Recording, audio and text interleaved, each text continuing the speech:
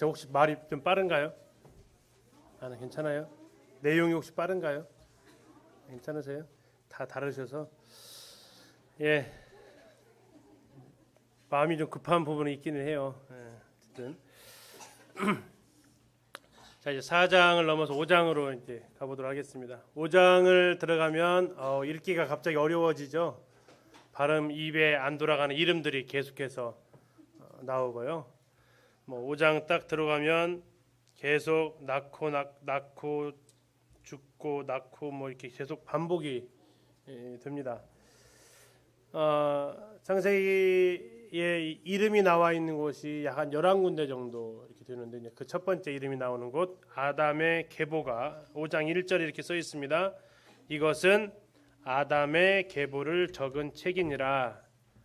아마 이제 이 부분은 기록되어진 이런 내용들을 중에서 인용을 했으리라고 생각이 되고요. 자, 1장에 보시면 이렇게 나와 있습니다. 하나님께서 사람을 창조하실 때 어떻게 지으셨다고요? 하나님의 모양대로. 그렇죠? 하나님의 형상을 따라 하나님의 모양대로 창조하셨잖아요. 그리고 나서 사람이 이제 아이를 낳는데요. 2절을 보시죠. 남자와 여자를 창조하셨고 그들이 창조되던 날에 하나님이 그들에게 복을 주시고 그들의 이름을 뭐라고 하셨어요? 사람. 기억하셔야 됩니다. 사람입니다. 사람. 이 사람이 6장에 가면 바뀌어요. 그래서 기억을 여기서 좀 하고 계셔야 돼요. 자, 하나님이 남자와 여자를 창조하시고 그들을 뭐라고 불렀다고요? 사람입니다. 사람. 다음에 3절 보시겠습니다. 3절 같이 한번 읽겠습니다. 시작. 아담은 130세에 자기의 모양 곧 자기의 형상과 같은 아들을 낳아 이름을 셋이라 하였고. 자, 누구 닮은 아이가 나왔다고요? 아담을 닮은. 뭐라고 표현했냐면 자기의 모양 곧 자기의 형상과 같은. 자, 항상 우리가 복사를 하려면 원본에서 복사를 해야 복사가 깨끗하게 나오죠. 근데 지금 여기는 뭐에서 복사를 한 거예요? 카피본 가지고 카피를 하니까 이제 계속 어때요? 카피본 가지고 계속 카피하면 어떻게 돼요? 흐려지죠. 네, 흐려지게 됩니다. 지금 이제 하나님의 형상을 따라 지음 받았는데 죄를 지은 이후에 태어난 사람은 뭐가 됐어요? 사람의 형상대로 사람을 낳게 돼요. 그런데 그 사람이 시간이 점점 지나면서 6장으로 가서 미리 좀 보겠습니다. 6장으로 가셔서 보시면 6장 3절입니다. 여호와께서 이르시되 나의 영이 영원히 사람과 함께하지 아니하리니. 그 뒤에 같이 읽습니다. 시작. 이는 그들이 뭐가 됐다고요? 육신이 뭐예요? 육신. 죄송합니다. 고깃덩어리. 네. 사람은 하나님의 형상대로 지어졌을 때 그들을 사람이라고 부릅니다. 그런데 그들이 하나님에게서 완전히 등 돌리고 떠났을 때 하나님은 그들을 가리켜서 사람이라고 부르지 않으십니다. 뭐라고 부릅니까? 육신이 되었다라고 합니다. 시편에서는 이것을 그렇게 해서 이렇게 얘기합니다. 사람은 존귀하다라고 했습니다. 그러나 깨닫지 못하는 사람은 멸망하는 짐승 같다라고 말씀하고 있습니다. 다시 말하면 이 육신이라는 단어는 그 단어로 대체할 수 있는 단어가 됩니다. 하나님은 분명히 5장에서 어떻게 창조하셨냐면 남자와 여자를 창조하셨고 그들의 이름을 사람이라고 하셨다고 말씀하고 있어요.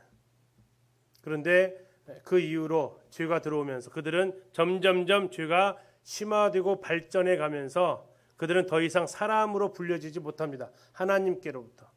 그들은 이제 육신으로 불려집니다. 다시 말하면 육신으로 불려지면서 하나님 뭐라고 하셨어요? 내가 더 이상 누구랑 함께할 수 없다. 사람과 함께하지 않겠다라고 선언하십니다. 다시 말하면 하나님과 함께할 수 없는 사람의 상태를 가리켜서 육신이라고 쓰여지고 있습니다. 자, 그리고 하나님께서 말씀하셨던 대로 선악을 알게 하는 나무의 열매를 따먹으면 반드시 죽는다고 했죠. 그들이 먹음과 즉시 죽었습니다. 하나님과의 관계가 끊어져 버렸어요. 영적인 죽음입니다.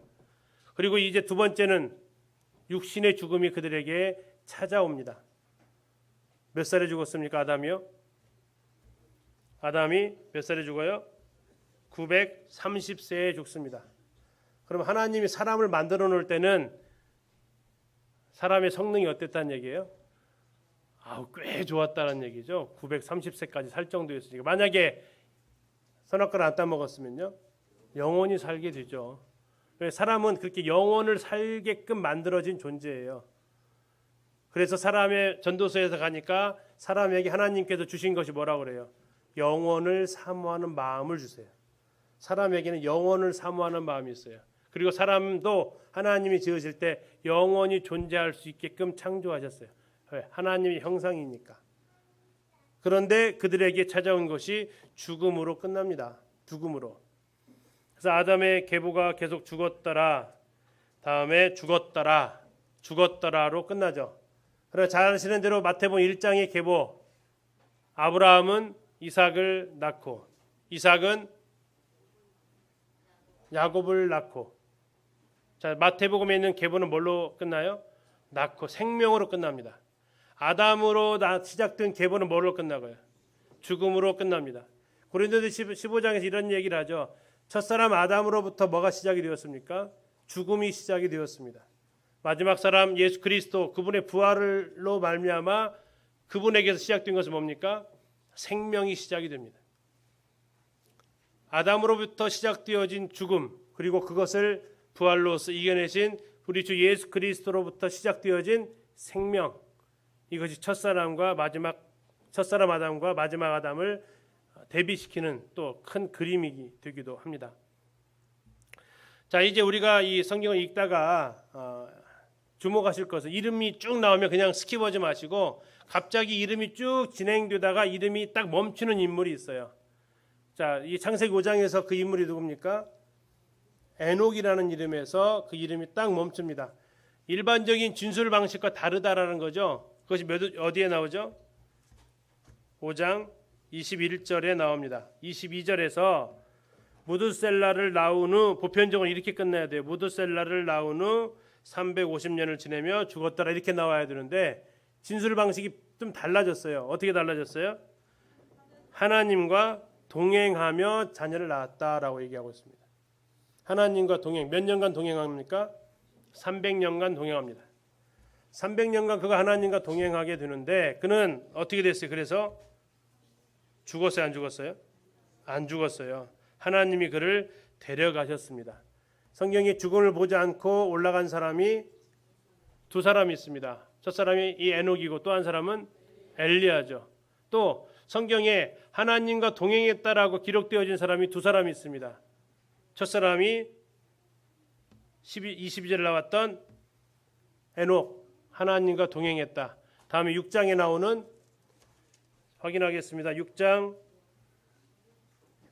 9절, 노아는 의인이요 당대 완전한 자라. 그는 하나님과 동행하였으며. 하나님과 동행했다고 언급되어진 두 명, 바로 이 5장의 에녹, 6장의 노아입니다. 이 성경학자들은 이 두 분을 가리켜서 앞으로 일어나게 될 예언을 성취시키는 모형이다라고 얘기하는데, 첫사람 에녹은 교회의 모형이고 노아는 유대인의 모형이다라고 이야기를 합니다. 그 이유는 이 에녹은 300년간 하나님과 동행하며 살았던 이유가 뭐죠? 무드셀라를 낳았기 때문이라고 성경은 말하고 있습니다. 무드셀라의 이름의 뜻이 있습니다. 여러 가지 이렇게 번역이 나오는데 뭐 종합적으로 똑같은 의미는 그가 죽으면 세상의 끝이 온다라는 거예요. 창을 잡은 자라는 뜻도 있고, 전쟁에서 제일 앞에 선봉에서 싸우는, 대표로 싸우는 그런 의미에서 그가 지면 다윗과 골리앗 싸울 때 다윗이 골리앗 죽이니까 블레셋 군대들이 다 어떻게 합니까? 다 도망가죠. 마치 그런 모습처럼 제일 앞에 섰던 그 사람, 창을 잡은 자, 그가 죽으면 전쟁이 끝나듯이 이 무드셀라가 죽으면 이 세상이 끝난다라는 하나님께로부터 계시를 받게 되고, 그 이후에 그는 동행합니다. 하나님과. 그리고 죽음을 보지 않고 하나님이 미리 데려가시는데 홍수 전에 데려가세요? 홍수 후에 데려가세요? 홍수 전에 데려가십니다.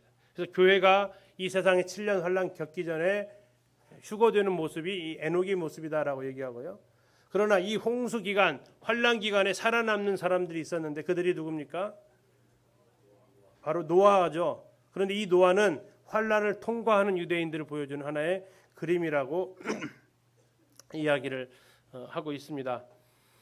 자, 이 에녹이 무드셀라를 낳고 하나님과 동행하는 삶을 살았다라는 기록을 기억하시고, 두 번째 노아의 이름의 뜻은 위로인데 바로 수고하고 땅에서 고생하는 이런 사람들을 위로하는 이러한 모습을 우리가 생각할 수 있습니다. 잠시 이 나이를 좀 5장에 나와 있는 계보를 좀 계산을 해보면 놀라운 것들을 발견해낼 수 있습니다.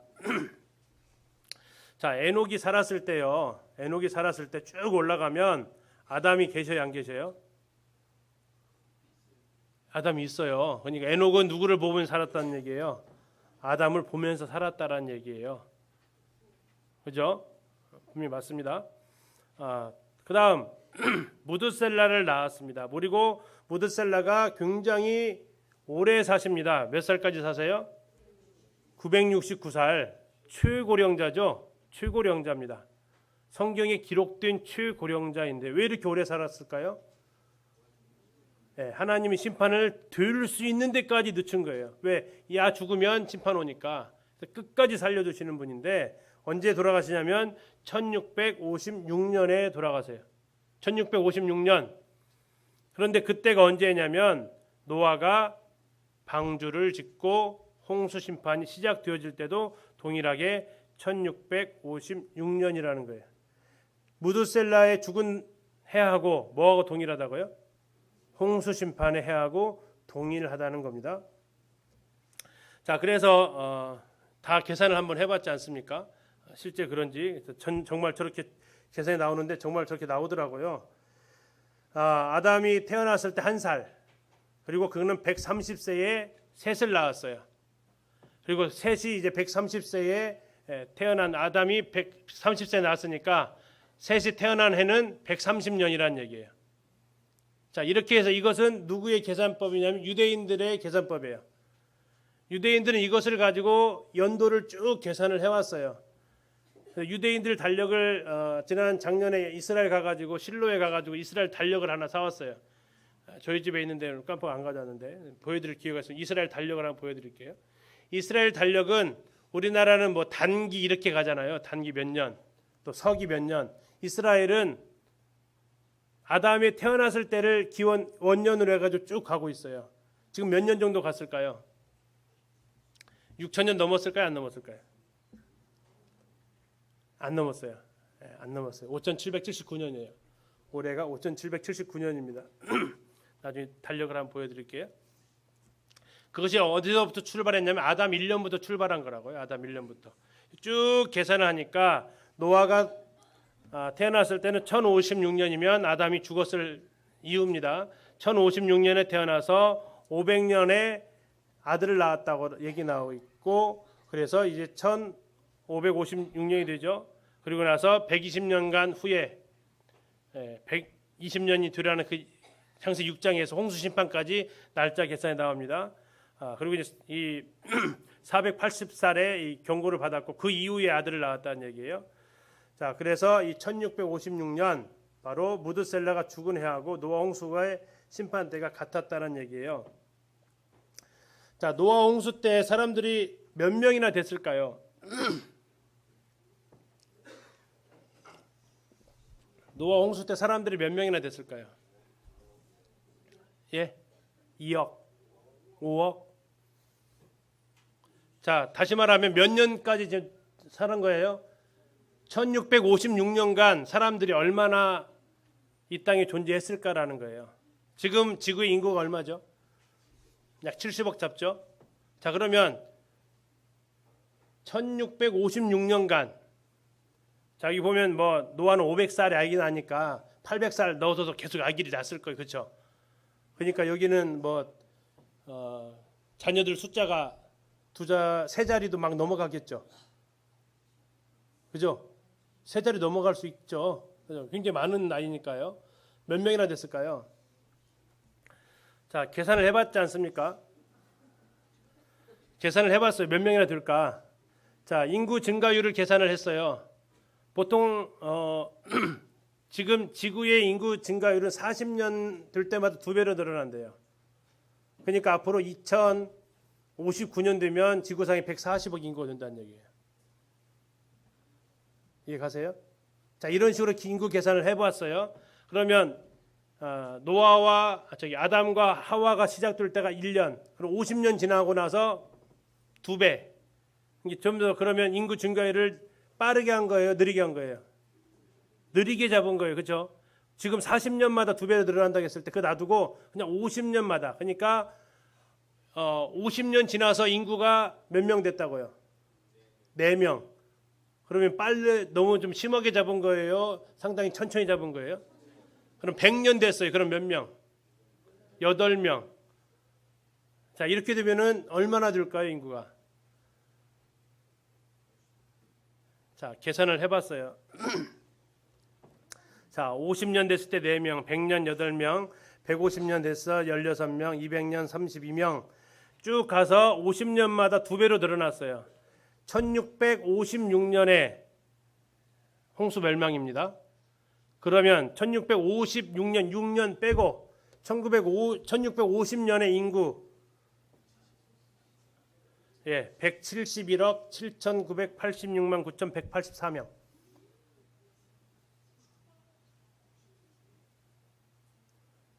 이건 우리 핸드북이 없어도 제가 만들고 난 다음에 막 계산을 한번 해봤어요. 이게 진짜 가능할까, 얼마나 될까. 자, 인간 중간중간에 뭔 사고 터졌다라는 기록 전혀 없고요. 이 대격변이 있을 수 없습니다. 노아 홍수가 대격변이기 때문에. 뭐 물론 뭐 치고 패고 싸우면서 이제 흉파고 뭐 죽었다고 계산해서 그냥 반절 뚝 떼도 얼마예요? 반절, 여기서 반절만 뚝 떼도 얼마예요? 858만 9천만 명. 아니 85억.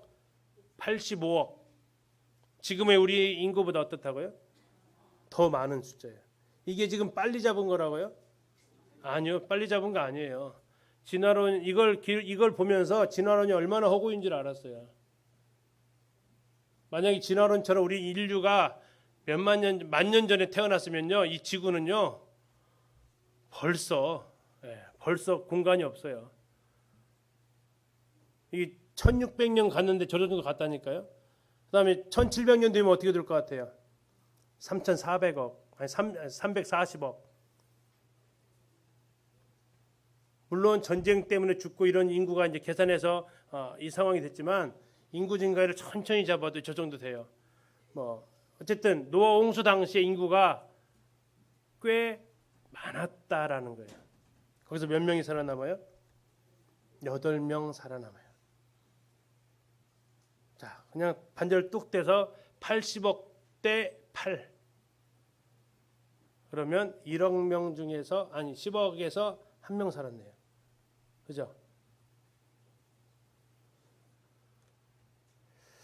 자, 그 핸드북에는 족장시대 인물의 연대표, 아까는 지금 노아까지만 보셨어요. 그래서 1656년에 노아 홍수가 딱 일어나면서 인간의 수명이 그 다음부터 급격하게 줍니다. 보시면 알 수 있겠죠. 600세, 438세, 433세, 464세. 그러다가 또 한 번 급격하게 반절로 줄어요. 몇 살로? 239세, 230세. 자, 그래서 그 창조과학자들은 이 시대에 왜 이렇게 갑자기 인구가 또 한 번 확 급격하게 주냐. 자, 그래서 지난번 그 창조과학 영상 한번 보시라고 그랬죠. 이재만 선교사하고 김명현 교수 거 보시라고 했는데, 거기에서 이제 이재만 선교사 이렇게 얘기해요. 이때 이유를 흔히 우리 학생들이 배우는 빙하 시대다라고 추정을 합니다. 빙하 시대가 생기면서 기후의 급격한 변화로 인간의 수명이 또 한 차례 급격하게 반으로 줄어듭니다. 이 시기가 대략 다 맞아요. 그 연대하고. 그래서 이것을 뭐 이렇게 딱 확정이다라고 말하기는 어렵겠지만 굉장히 설득력이 있습니다. 자, 어쨌든 이렇게 900살 넘게 살던 인류가 갑자기 400대로 반절이 줄더니 또 400세로 살던 인류가 또 갑자기 반절로 200대로 줍니다. 그리고 지금은 그건 특별하신 분이죠. 그리고 지금 우리가 보통 7, 80으로 줍니다. 7, 80으로. 그러니까 하나님께서 사람을 만드실 때 성능을 지금 몇 %밖에 발휘를 못하고 있는 거예요. 죄가 들어오기 전에 10%도 발휘 못하는 거죠. 혹시 생각해 보셨어요? 900년 살면 뭐 할까? 끔찍하신가요? 900년 살면 뭐 할까요? 900년 사는 것도 끔찍하면 영원히 어떻게 사시려고? 한 100년은 여행도 한번 해보고 또 한 100년은 운동도 다 해보고 재밌을 것 같지 않으세요? 먹고 살 것이 걱정되시나요? 근데 이 시대에는 먹고 살 게 별로 걱정이 안 됐던 시대잖아요. 어디 가나 먹을 것이 풍부했던 그 시대, 환경이 굉장히 좋았던 시대. 그들은 900년 이렇게 살아갑니다. 이걸 통해서 성경에서 왜 굳이 이렇게 나이를 다 써놨을까를 좀 해결이 됐어, 개인적으로. 이게 어떻게 표현될지 모르겠지만 잘 써놔야 본전 아니에요? 안 그런가요? 그냥 차라리 그냥 오래 살았다 오면 손해볼 건 없잖아요. 근데 성경은 굳이 그렇게 표현하지 않고 나이를 아주 그냥 또박또박 다 써놔요. 잘 써놔야 본전인데. 근데 본전이 아니고 이렇게 써놓으니까 성경이 정말 사실이구나 하는 것을 알 수가 있겠더라고요. 4장과 5장에 나와 있는 두 자손, 가인의 자손과 의인의 자손, 셋의 자손을 비교하니까 1대 아담 동일합니다. 퀴즈 한번 낼까요? 아담은 어느 나라 사람이에요? 아담은 누구 사람이 했던 이스라엘 사람이요? 이렇게 하시는 분이 있더라고요. 아담 이스라엘 사람 아니에요? 한국 사람은요? 한국 사람은 교회 아니에요? 한국 사람도 아니죠? 그러나 이스라엘의 조상 맞죠? 한국 사람의 조상은요? 맞습니다. 이건 어느 나라에 속한 인류가 아니고 인류 전체의 시조죠. 두 번째 아들, 세 번째 나다가 여기 일곱 번째로 가면 아주 극명하게 갈리는 아까 두 사람 나옵니다. 라멕과 에녹. 몇 대 손입니까? 7대 손입니다.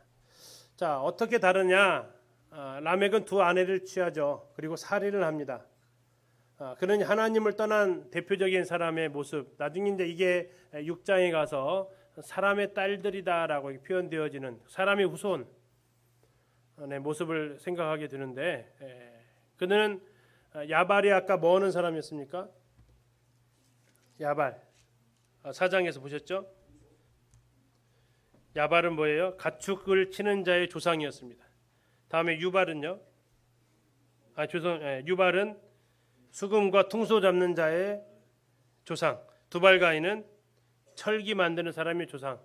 이것은 이제 그 아까 세 가지 시험 양상으로 하면 먹는 것과 관련되어지고 즐기는 것과 관련되어지고 자랑과 관련되어진 그 도구와 관련되어진 이런 모습으로 하나님을 떠나서 다른 것으로 대체물을 삼는 이런 인간의 모습을 보여준다면, 에녹은 하나님의 심판을 예언합니다. 자신의 아들의 이름을 넣어주면서. 그리고 하나님을 기쁘시게 하면서 하나님을 기쁘시게 하는 증거를 얻었죠. 그는 하나님과 동행했고 죽음을 보지 않습니다. 그리고 하나님 계시를 믿었고 상주심을 바라보았다고 히브리서에서는 기록을 하고 있습니다. 그래서 우리가 어느 계열에 서 있는지 우리가 생각해 보게 되고요. 자, 성경을 이렇게 왜 많은 사람의 이름을 기록하고 있는가? 창세기 5장부터 첫째는 성경이 사실의 기록이다라는 겁니다. 굳이 써놓을 필요 없어요. 그런데도 굳이 써놓습니다. 왜? 자신이 있으니까. 자신이 있다 이거예요. 두 번째, 역사 속에서 하나님은 당대의 족장이나 왕의 이름이 아닌 하나님의 사람들을 심어 놓으셨다라는 얘기인데요. 지난번 아까 4장을 하면서 뭐 가인은 누구에게서 누구랑 결혼했냐 뭐 이런 질문이라든지, 또 가인을 죽이려고 하는 사람들은 누구냐 이런 질문들을 받아요. 그것은 성경을 왜 기록했는지를 몰라서 하는 질문이에요. 지난번 잠깐 한번 말씀드렸습니다. 우리가 영화나 드라마를 찍을 때 감독이 누구에다가 포커스를 맞춰요? 주인공이죠. 근데 영화를 보면서 자, 저 주인공 친구는 도대체 누구 부모에서 태어난 거야? 왜 사람은 돌아다니는데 부모가 나오지도 않아? 이렇게 시비 거는 사람이 있다 없다? 없어요. 그런데 성경을 읽으면서 거기에 시비 거는 사람이 꼭 나온단 말이에요. 성경에 드라마 작가도 자기가 보여주고 싶은 인물에 집중해서 쓰고 있다는 거예요. 더군다나 하나님은 성경을 기록하면서 인류 모든 사람들의 계보를 적으려고 하신 책이 아니라고요. 족보책도 아니고 가정사를 기록하기 위한 책도 아니고 하나님의 구원의 역사가 누구를 통해서 어떻게 흘러가고자 하는지를 인간에게 설명해주고 보여주려는 책이지, 그런 인간의 가정사 몇 명의 아담이 몇 명의 자녀를 뒀고 그중에 몇 남 몇 녀를 두었고 이것을 기록하기 위한 책이 아니라고요. 그것은 하나님의 관심사가 아니고, 더 나아가서 그거 써주면 그런 사람이 더 믿을까요? 아니에요. 성경이 기록된 목적을 알고 우리가 읽으면 거기에 대해서 우리가 그 의문을 풀을 수 있어요. 그 누구도 한 번도 본 적이 없어요. 드라마나 영화 보면서 저 조연의 그 다음 누구 저 주인공과 헤어진 다음에 어디 간 겁니까? 이렇게 묻는 사람 없다고요. 주인공이 초점이란 얘기죠. 성경의 역사도 마찬가지. 하나님이 왕들의 역사를 기록한 게 아니고 하나님의 구원의 역사가 어느 계통을 통해서 이루어질 것인지를 보여드리기 위해서, 아까 보셨던 대로 아담이 130세에 셋을 낳았어요. 그러면서 뭐라고 얘기해요? 죽을 때까지 아이를 낳았대요. 그 아이가 몇 명인지 누군지 성경은 전혀 거기에 대해서 언급하지 않아요. 왜? 그게 기록 목적이 아니니까. 그러나 셋이 셋째 아들 아닙니다. 몇째 아들인지 아무도 몰라요. 그 셋을 통해서 이어가겠다라는 얘기예요. 그리고 어느 순간에 보니까 좀 개인적으로 좀 의아했던 것이, 노아가 좀 의아했어요. 왜 이렇게 나이 먹을 때까지 자식이 없었을까? 500세 되던 해에 자식을 낳아요. 그 앞에 있는 조상들을 보니까 되게 빨리 낳거든요. 왜요? 이것도 역시 하나님의 구원의 계획 가운데 진행되어져 가는 모습을 우리는 기억해야 된다는 얘기죠. 또 더 나아가서 아까 말씀드렸지만 족보가 진행되면서 멈추는 사람들이 있어요. 아까 나왔던 셋이라는 사람, 에녹, 노아, 또 10장에 가면 셈, 11장 가면 아브라함, 이런 사람들을 찾는데 뜬금없이 옛날에 누가 살았더라 하는 것이 아니고, 이 사람의 과거부터 지금까지 이어져 내온 족보를 쭉 언급을 하면 이게 어떤 인물이 되는 거예요? 만들어낸 인물이 아니고 실존 인물이 되는 거예요. 실화라는 얘기예요. 꾸며낸 얘기가 아니고 팩트라는 얘기예요. 그래서 가끔 국어 시간에 이렇게 소설을 가르치면서 이게 소설인지 아니면 자전적 소설인지 이런 표현을 하실 때가 있어요. 근데 거기에 대해서 구체적인 지명을 언급하고 구체적인 사람이 언급하면 그것은 그만큼 신빙성을 더 얻게 되는 거죠. 성경은 그 사람에 대해서 이름이 뭐고 그의 후손이 누구고 언제 나왔고 언제 죽었는 것까지 정말 세세하게 밝히면서 나중에 여기에 이익을 보는 인류학자들까지 생겼어요. 나중에 10장을 가서 보면 정말 인류학자들의 보고라고 그래요. 보물창고. 셈, 왜요? 10장에 노아의 세 아들을 통해서 인류가 퍼져나가거든요. 그 전에 있었던 이 계보는 노아 홍수로 인해서 흔적을 찾아볼 수 없어요. 그러나 10장 이후에 나와 있는 셈, 함, 야벳의 후손들은 지금도 존재하거든요. 그래서 그것을 가지고 이제 요즘에 쓰는 단어로 번역하면 그들이 현재 유럽 쪽에 있는 조상들의 시조라는 것을 알 수가 있어요. 그걸 보면서 인류학자들은 아주 정말 소중한 정보를 갖고 있는 거죠. 어디에서요? 창세기에서. 자, 이제 6장에서 방주를 준비를 합니다. 난해 구절 중에 하나가 이제 6장에 나와 있는 이 말씀이죠. 6장 2절입니다. 하나님의 아들들이 사람의 딸들의 아름다움을 보고, 이 구절이 이제 난해 구절 중에 하나입니다. 뭐가 난해 구절이냐? 이 하나님의 아들들이 누구냐? 다음에 사람의 딸들이 누구냐? 대표적으로 두 가지 설이 있습니다. 하나는 이 하나님의 아들들은 셋의 후손일 것이다. 지금까지 대비되는 4장에서는 가인의 후손이 나왔고요. 5장에서는 셋의 후손이 나왔어요. 그리고 6장에서는 이 두 후손이 섞이는 거예요. 그래서 문맥의 구조상 흐름상 이 흐름이 적절하다라고 주장하시는 분들이 한 분야가 있고, 이제 이렇게 했을 때의 문제점은 뭐냐면, 그러면 이게 믿음이 혈통으로 가는 거죠, 이제. 그죠? 셋의 자손이라는 이유로 무조건 경건한 자손이 되느냐, 여기에 이제 하나에 부딪히고요. 두 번째, 그러면 이들을 가리켜서 천사다. 왜? 비슷한 시기에 쓰여진 욥기라는 서에 보니까 천사를 뭐라고 표현했냐면 하나님의 아들이다라고 이야기를 하고 있기 때문에, 또 유다서에서도 그런 비슷한 말씀을 찾을 수 있고요. 자, 그러면서 이들은 천사들일 것이다. 그러면서 근거로 잡는 것이 하나님의 아들과 사람의 딸들 사이에서 네피림이 나왔다. 정상적인 사람과 사람 사이에서 태어난다면 그런 거인족이 나올 리가 없다. 그래서 이렇게 거인족이 나온 것을 보니까 이것은 특이한 상황이다. 근데 이제 문제점은 뭡니까? 예수님께서 신약에서 분명히 언급을 하셨죠. 천국에서는 시집장가도 가지 않고 천사들은 생식 능력이 없다. 천사들에게는 영물이기 때문에 육체를 가지고 있지 않기 때문에 생식 능력이 없는데 어떻게 사람의 딸들과 결혼하냐 하면서 이제 그러한 여러 가지 난해 구절 가운데 들어갑니다. 그런데 이제 이것도 이 기록된 목적을 가지고 우리가 좀 생각을 해보면 두 가지 다 가능성이 어쨌든 있으니까, 여기서 이제 말하고자 하는 것은 아까 말씀드린 대로 사람이 뭐가 됐다는 얘기예요? 육신이 되었다는 얘기예요. 사람이 육신이 되어서, 다시 말하면 왜 육신이 되었냐면 하나님의 아들과 사람의 딸들이 뭐였다? 섞여버렸다. 하나님은 이 두 계보를 이렇게 딱 분리해서 나누셨는데, 분리했던 그들의 계보가 6장에 와서 뭐 해버려요? 합류가 돼버려요. 섞여버려요. 그러면서 나타나는 것이 이 네피림이 등장하는데, 그들은 하나님을 대적하는 사람들, 약한 자를 못살게 구는 사람들, 타락한 자들이란 얘기죠. 그래서 다시는 하나님께서 그들과 함께하지 못하겠다고 말씀하셨고, 얘기하시기를 그들의 날은 120년이 될 것이다 라고 얘기하십니다. 자, 이것을 이제 우리가 잘 해석을 해야 되는데요. 120년이 방주를 만든 시간은 아닙니다. 자, 1차적으로 하나님 경고하신 시간이 120년이에요. 그리고 시간이 좀 더 흘러가고 나서 방주를 만들려고 하시는 것을 6장에서 알 수 있어요. 아까 6장 3절에 보시면 그 끝부분에 이렇게 나와 있습니다. 그러나 그들의 날은 120년이 되리라 하시니라.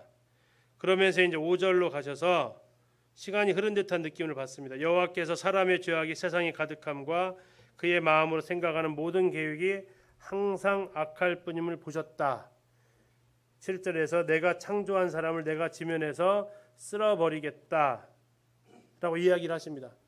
그래서 하나님께서 이제 최종적으로 경고를 하신 시간이 120년이다. 방주를 만든 시간은 그보다 좀 적은 시간이 되었을 것이라 생각이 들고요. 그러면서 하나님께서 이제 한탄하셨다라고 나와 있어요. 한탄하셨다. 로마서에 이런 말씀 있죠. 하나님은 인생이 아니시니까 시건찮으시고 후회가, 하나님의 은사와 부르시면은 후회가 없다. 근데 여기 지금 뭐 하셨다고요? 한탄하셨대요. 그럼 뭐예요? 내가 이럴 줄 알고 만들었냐, 이런 표현이냐? 그 차원은 아니란 얘기예요. 사람처럼 그것을 표현해 주기 위한 것이 아니고 하나님께서 얼마나 힘들어 하셨는가, 이 하나님을 떠나가는 인간의 모습을 보면서 하나님 그분이 얼마나 슬퍼하셨는가. 하나님이 인격적인 분이시거든요. 그분은 슬퍼하실 수 있고 너무나 그들의 모습을 보면서 고통스러워하시는 모습을 표현하는 거지, 내가 이럴 줄은 몰랐다, 이런 차원은 결코 아니라는 얘기입니다. 그러면서 그 중에서 은혜를 입은 한 사람이 나오는데 그 이름이 노아입니다. 자, 영어 성경에서 이렇게 표현하고 있습니다. 6장 가셔서 9절 한번 보시면, 8절을 보시면요. 그러나 노아는 여호와께 은혜를 입었더라. 이렇게 나와 있습니다. 뭐를 입었어요? 은혜를 입었습니다. 자, 은혜라는 단어가 처음 언급되어진 여기 곳이 이제 이 6장 8절인데요. 노아가 하나님의 눈에서 은혜를 발견했다라는 이런 표현으로 영어 성경에는 기록되어져 있습니다. 지금 이 상황은 심판하시는 상황이잖아요. 행위대로 행한 대로 하나님께서 징계하시는 상황인데 그 순간에 노아가 뭘 찾아냈다고요? 하나님의 눈에서 은혜를 파운드했다라고 얘기하고 있습니다. 은혜를 찾아냅니다. 은혜. 성경은 구약 성경은 계속해서 하나님께서 인류를 구원하실 때 은혜로서 하시고 믿음으로써 하신다는 것을 말하고 있다고 말씀을 드렸죠. 자, 그리고 나서 이제 노아는 방주를 짓기 시작합니다. 하나님께서 다 가르쳐 주신 대로 방주를 짓는데 이제 하나님께서 노아와 언약을 세우십니다. 18절을 잠깐 가서 보시면 6장 18절에 그러나 너와는 내가 내 언약을 세우리니 언약에 대한 글자로서의 창세기에서 처음 나오는 단어예요. 그러나 우리는 아까 보셨어요. 아담하고도 뭘 세우셨어요? 언약을 세우셨어요. 그러나 그것은 호세아서에서 기록되어 있기 때문에 최초의 기록은 최초의 언급은 여기에서 지금 언급을 하고 있었던 노아와 맺은 언약이 최초의 언약이 되고요. 문자적으로 기록되어진 겁니다. 자, 그러면서 하나님께서 하셨던 언약은 무슨 내용입니까?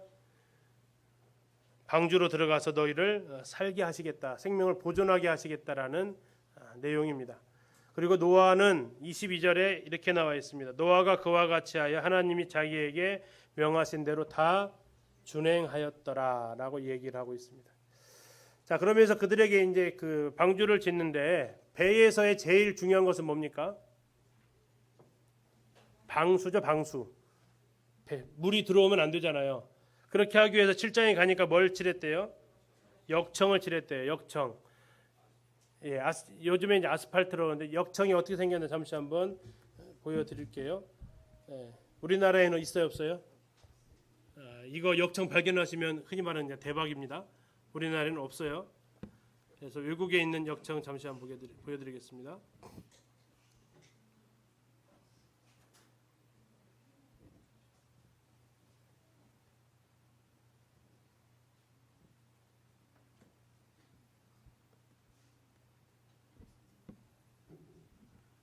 잠시만요.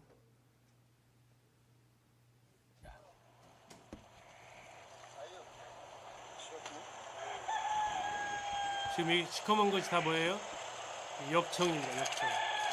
지금도 이곳 사람들은 역청을 채취해 아주 요긴하게 사용합니다. 처음엔 무르지만 금방 단단해지면서도 접착력이 강해 건축 방수 재료는 최고죠. 자, 역청을 이렇게 보셨습니다. 이것이 지금 어디에 많이 나와요? 우리나라 땅이 아니라 중동 지역에 많이 나오고 있죠.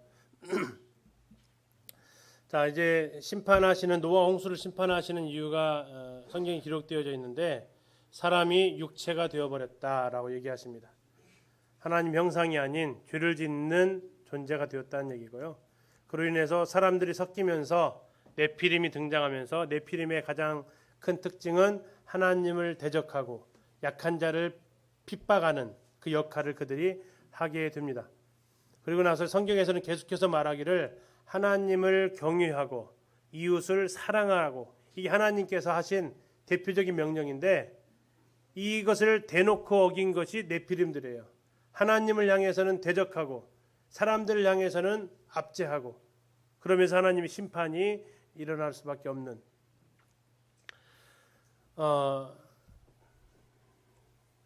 몇 명 살아남았어요? 8명. 자, 창세기 18장에서 아브라함이 간구하죠. 소돔에 의인 몇 명 있으면 살려달라고요?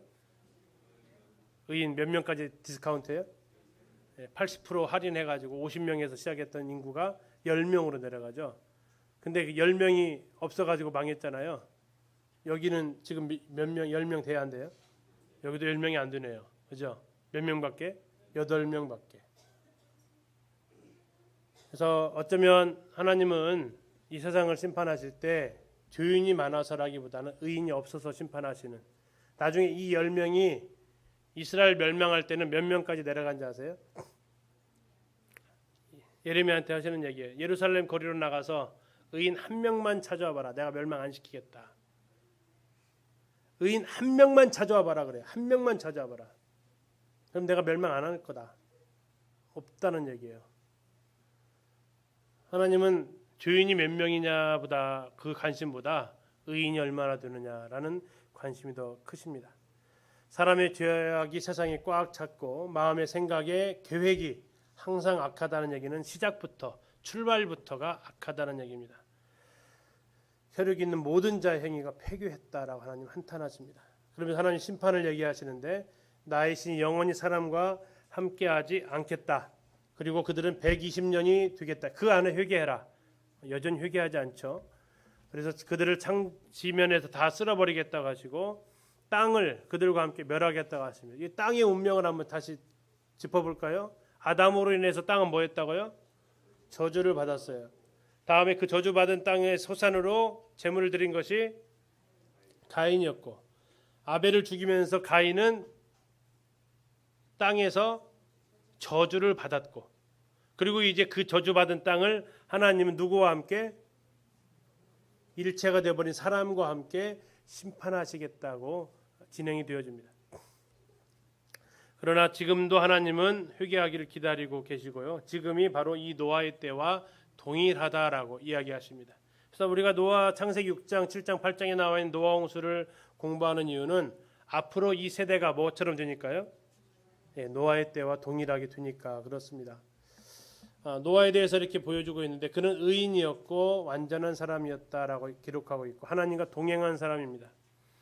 그러면서 에스겔 14장에서 의로운 사람 명단 가운데 이 노아의 이름이 등장합니다. 노아나 욥이나 다니엘 이런 사람이 등장할 때 거기에 자기 이름을 올립니다. 그리고 그는 사람들한테 홍수 심판에 대해서 경고를 했다고 말하고 있고 그는 보이지 않는 것을 보는 것처럼 믿었던 실천하는 사람이었습니다. 또 이 방주를 만들기 위해서 엄청난 많은 물질과 시간과 헌신을 해야 했던 사람이고 자신의 가정을 구원해낼 수 있었던 사람입니다. 아까 창세기 19장에 나와 있는 롯과 이 창세기 6장에 나와 있는 노아를 비교했을 때 가장 큰 차이점이 있다면 노아는 누구를 구원했고요?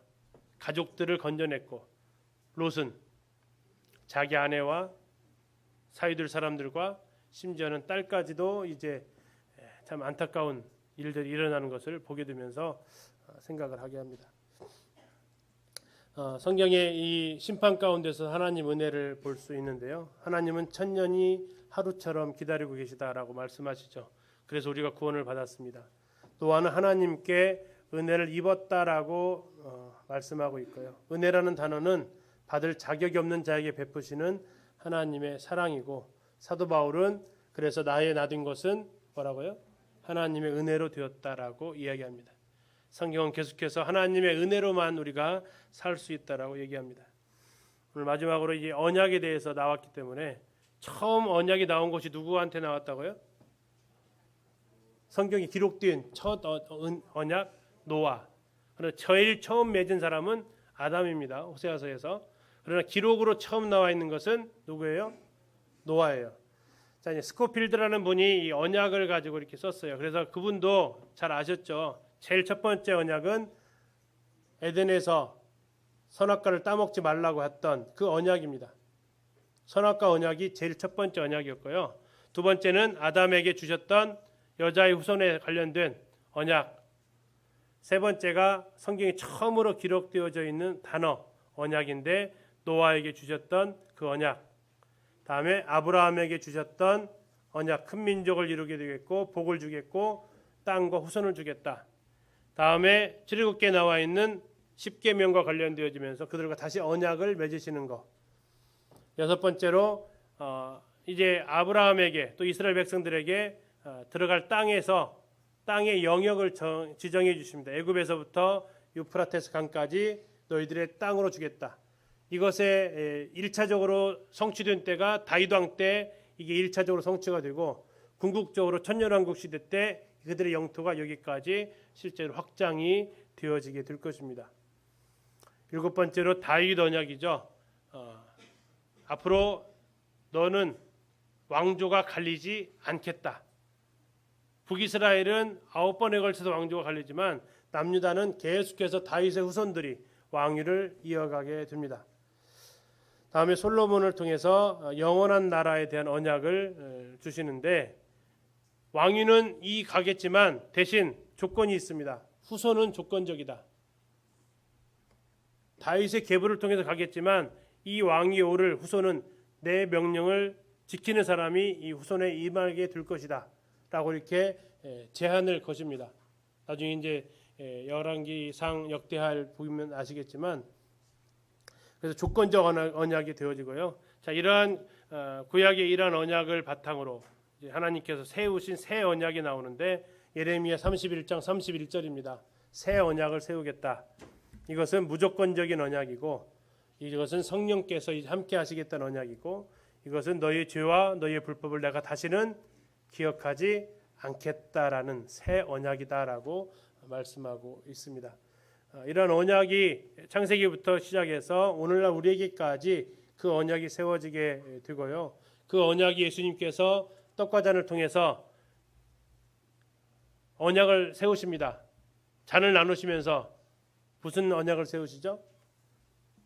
무엇으로 언약을 세우시죠? 내 피로 세운 새 언약이다라고 얘기하십니다. 우리가 떡과 잔을 매주 대하면서 그분의 언약을 우리가 생각하면서 그 은혜에 감사하게 되죠. 다음 시간에는 이제 대홍수 심판에 대해서 보시겠고요. 그 단톡방에 올려드린 대로 이번 주에는 이제 4장부터 6장 짧죠. 그러니까 꼭 잘 읽어보시고 지금 워밍업 하는 시간이고 이제 시간 좀 지나면 이제 분량이 조금씩 늘어나게 될 겁니다. 읽으시면서 그 단어들 쭉 한 번씩 다시 한번 이렇게 생각하시면서 읽으시면 감사하겠습니다. 우리 김희재님 기도해 주시고 오늘 모두 마치겠습니다.